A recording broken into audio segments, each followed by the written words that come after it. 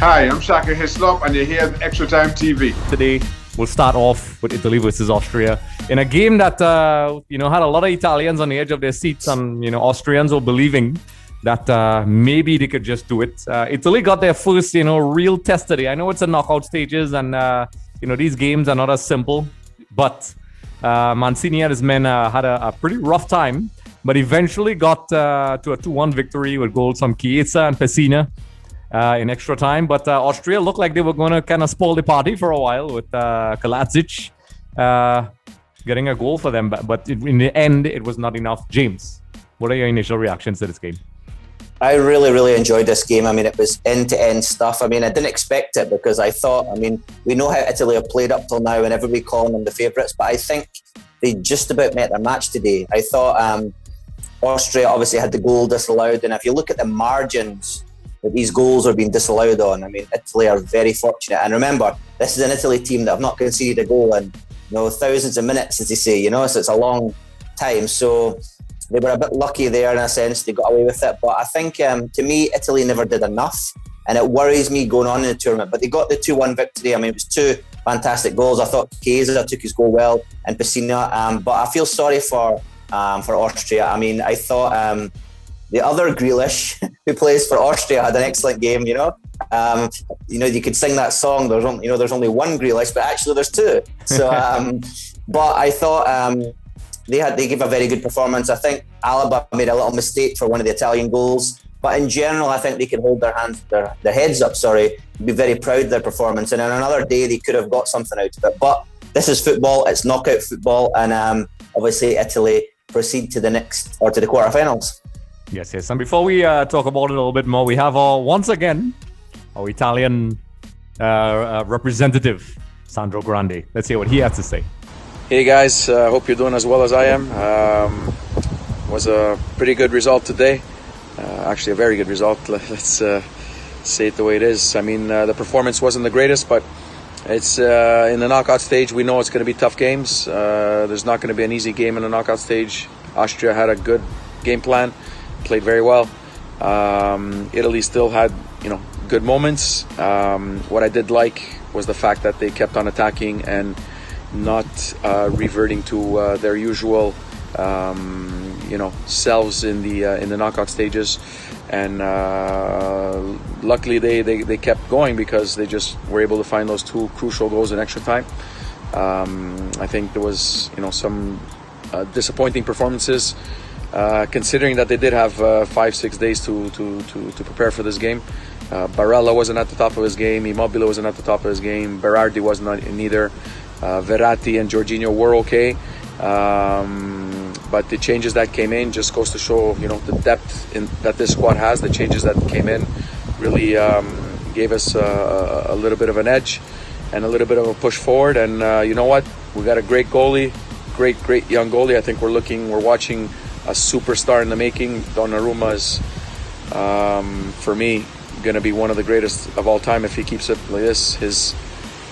His reading of the game, not only his shot-stopping skills, but reading of the game and just everything that he brings to the game behind the back line is fantastic. Bonucci and Acerbi were fantastic. Spinazzola was very good. Di Lorenzo was pretty decent.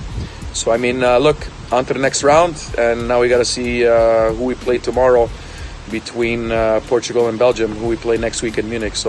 And the last time Italy played in Munich, I'll remind you all that Italy played Germany in Munich in the semifinals in 2006. So we have some good memories in that stadium, and hopefully it's going to be the case in a week from now. So have a good one. All right, folks. Once again, Sandro is a guy. He's probably a happy man, but you can see a little bit tempered in his celebrations because, as James was saying, and we all saw today, this was quite a challenge for Italy today. While they had some decent amount of possession for, in the first half, eventually Austria really started to put their foot down. They were having a hard time breaking them down. And at one point in time, it looked as if, the momentum was shifting towards Austria. And then eventually the Juventus man Chiesa in extra time, came on with a nice cutback to score that goal. I'll have to give him that because it looked like, they needed something like that to really break that deadlock because, they seem to be getting in and around the box, James, but never really breaking in. And, despite having a lot of attempts, it was looking worrying for Roberto Mancini and his men. So as you rightfully said, they're heading into the next round, and greater challenges await. We'll see who they shall face. I have a nice funny bracket that we'll put up on our Instagram and Facebook pages for you all to see. It's a little bit different. I don't think even James knows about it yet, so we'll see it. It's a EXTV style bracket, and James, combined with Sandro's comments and the title favorites that was being thrown at Italy that everybody has been talking about. You touched on this. Is it that Italy are no longer favorites, or do you think that this is just how it goes in the knockout stages? Well, remember, good teams ground out results. So, I think, as I say, it could have went, a different way on another day. The alarming things for me would be, I think, Donnarumma will be disappointed. The goal he conceded, obviously, from Kladzic. To me, it kind of crept in at that front post area. He had a defender there, but it seemed to just be the diving header bobbled away from him, So from that point of view, defensively, they'll be a little disappointed. But I also think that Austria had quite a few chances. As I say, they had the goal chopped off that they'll be disappointed with. But, we saw a lot of positives too. I thought, obviously, Jorginho again had a very good game for them. Verratti played, we talked about this before the game, was decent. I love Insigne. I thought he was fantastic again on the ball.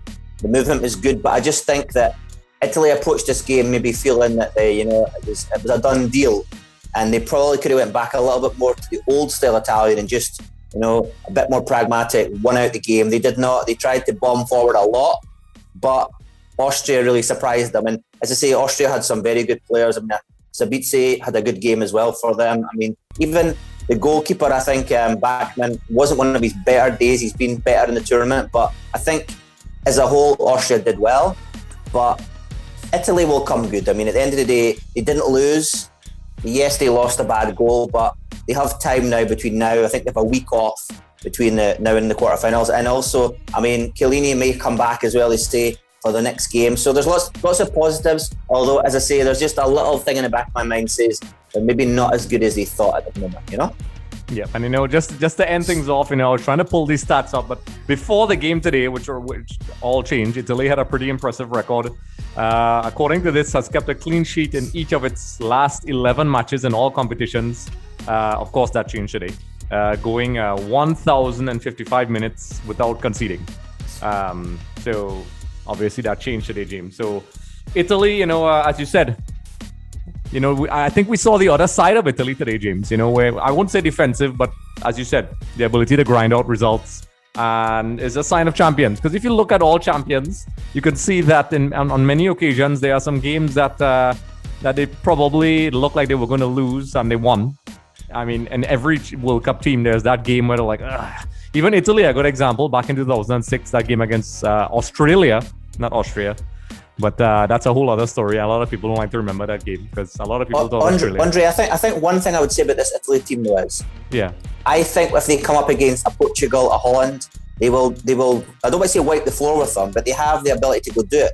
But when they play against a team that's a little more tactical, let's say, because Austria were tactical, they knew when to attack, when to defend. Not that Portugal and Netherlands don't know how to do it, but my point is they're a little bit more offensive.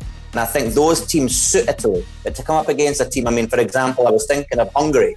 If Italy had played Hungary, it could have been different, So those are the kind of teams I think Italy have to be careful of, or even a Germany, if it comes to it. Obviously they're playing England, so that depends. But I think those teams that are a little bit more, as I say, tactical could cause Italy some problems.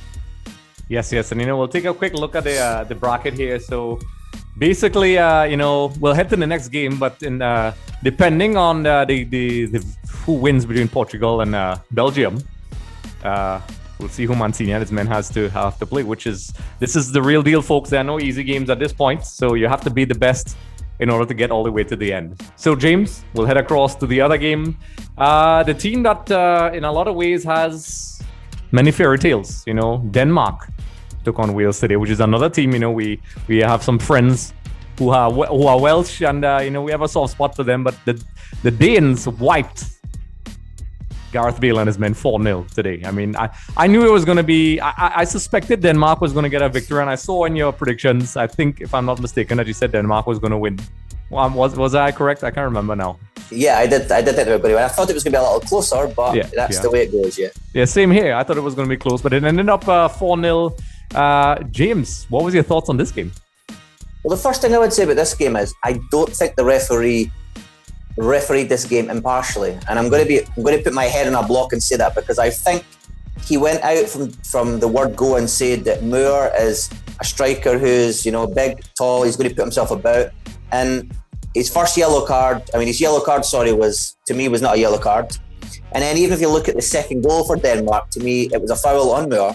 So there was a lot of instances in the game. Obviously, there was a red card, which even the red card, yes, you could say it's kind of violent conduct. You hunted down the man, but I just think the referee could have been a little bit more lenient. I know they've said they want to clamp down on in terms of the finals, the fact it's in the knockout stages, but I think the referee didn't come in. He came in with, a picture in his mind, and I don't think that's right, So that aside, I was disappointed in Wales. I think Bale tried, he huffed and he puffed, but Ramsey as well, James, but they just didn't do enough. And then obviously the injury from, I think it was Robert.